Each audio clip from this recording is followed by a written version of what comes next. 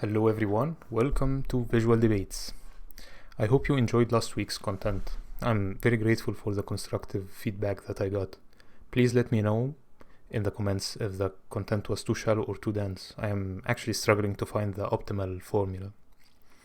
Before getting into content, I would like to say something about fair coverage. Wael al-Dahdouh, he is a news reporter from Al Jazeera. On the 25th of October, his son, daughter, wife and grandchild were killed in an Israeli bombing on Gaza. On the 15th of December, he was injured by an Israeli bombing alongside his cameraman in the south of Gaza. The cameraman bled to death as ambulances didn't get the Israeli permit to get to him. Although they have been asking for it live on TV for 5 hours. Wael survived by walking while bleeding for a few kilometers to the nearest hospital. On the 7th of January, his eldest son, who is a journalist as well, was killed with a fellow journalist in yet another bombing. It is a tragic story indeed, and he became a symbol for everything that happens in Gaza. However, this story sheds the light on an article by the Wall Street Journal saying that the tragedy in Gaza is worse than what we see, and what we see is hindered by the targeting of journalists there. This is in line with the UN officials stating that Gaza is now the worst place on earth, with 90% of the population displaced and 100% of the population suffering from food shortages.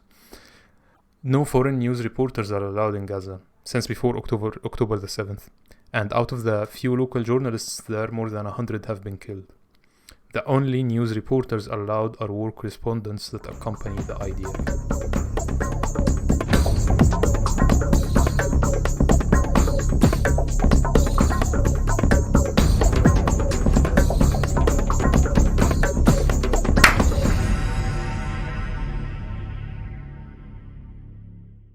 Back to content. A lot of fingers are now pointing at Benjamin Netanyahu, accusing him of being the man behind every wrong in the war on Gaza. Were things going to look different if someone else was in charge? Today, we will try to think of what could have happened if it was not for Benjamin Netanyahu. It is also an opportunity to get a glimpse at Israeli politics. Since its foundation in 1947 till the 90s, Israel has always been ruled by left wing. The Labour Party was the main player in Israeli politics.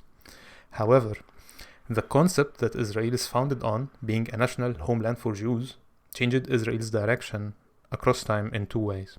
First, after being established till now, Israel accepts any Jew from any country as a citizen, no questions asked, as long as they can prove a Jewish ancestry. That intrinsically increases the number of religion fundamentalists in the voter base one year after another. Second, some of the more extreme Jews believe in not using birth control.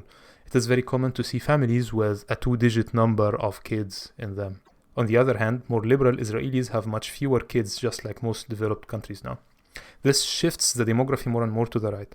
The right wing started being a player in the 90s, and from early 2000s till now they dominate Israeli politics. Moreover, the shift within the right wing to more extreme is also very rapid. Just like what Sonia said in the discussion, quote, what was considered right a few years ago is now the middle, and what was far right is now right, end quote. And I add, what is far right now will be the middle in very few years. We already have 700,000 Jewish settlers in the West Bank now, 10% of the population. That's the number of those who are willing to take the risk of living in a settlement surrounded by angry Arabs, mainly for religious reasons. We can only think that the number of Jews with similar beliefs who are not willing to take the same risk is a multiple of that number. According to the right wing now, Benjamin Netanyahu is by no means extreme. He is actually accused of being soft. The examples are very surprising in how violent they are. The Minister of Culture suggested wiping out Gaza with a nuke. Ministers of Internal Security and Finance keep asking for the voluntary deportation of the Arab population there, making Gaza inhabitable. TV hosts saying that 20,000 people dying in Gaza was not enough in the initial attack and should have been 100. And of course the Minister of Defense calling Arabs in Gaza human animals. Even the parliament was just discussing a law to enable the deportation of any Israeli Arab outside Israel a few days ago. Israeli Arabs outside Israel in the parliament. That's what to be expected when the country is based on religion. I have no idea why Europe thinks that the Islamic State, ISIS, is a very bad idea that everyone should fight, while the Jewish state, Israel, is a fantastic idea that everyone should support. Well, I actually have an idea why, but this is a topic for another discussion. But also the problem is not the right wing or the far right wing. Yitzhak Rabin, he was the prime minister who signed the Oslo Accords, and he was assassinated by Jewish fundamentalists because of that, the Alpha left wing. This man said, quote, "I wish I could wake up one day and find that Gaza has sunk into the sea," end quote.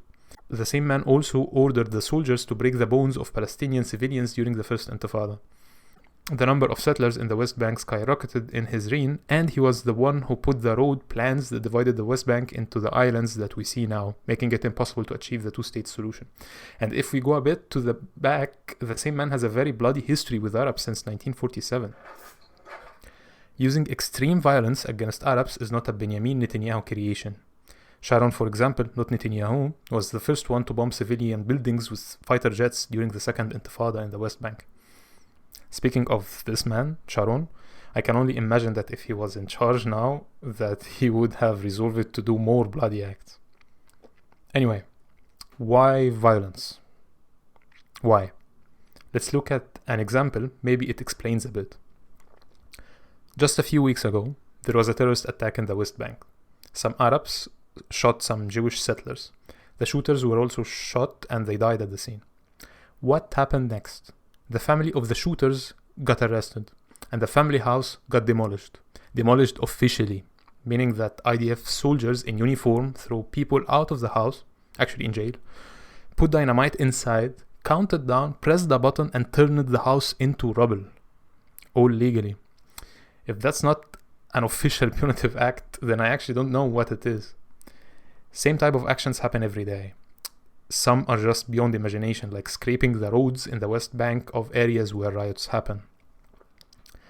The Israelis are forced to resolve to these punitive acts officially, because otherwise the occupied people and the refugees will get out of control. And that's the only way occupation works. This is how it was between the English and Egyptians, Italians and Libyans, and the French and the Algerians. Occupation is unethical and can only be kept with unethical acts. Therefore, when the crime is big, like on October the 7th, the punishment should also be big, like killing tens of thousands. There is no way around it. With Benjamin Netanyahu or with anyone else, the target is not Hamas, or at least not Hamas only. The main target is to punish. And that's why the infrastructure was a target. Mosques, hospitals, universities, water treatment plants, and bakery shops were targeted. This is why, until now, Israel is cutting the water and power supply of Gaza. This is why Israel is negotiating with the Arabs on the amount of aid that they allow inside. Not the aid that they give, the aid that they allow inside. To answer the question, if it was not for Netanyahu, it was not going to be substantially different. And in the future, with the rise of the far right, it looks like it will only be bloodier. Yes, Netanyahu is trying to benefit from the war to save his political career. He's doing so by trying to make the war last longer and trying to open a battlefront in the north with Hezbollah. But the difference was not going to be substantial if it was for someone else. From an Arabic point of view, changing Netanyahu is not going to solve any issue. One last question, and let me know in the comments. Do you think it was going to be different if someone else was the Israeli Prime Minister? What would you do if you were the Israeli Prime Minister? Thank you very much.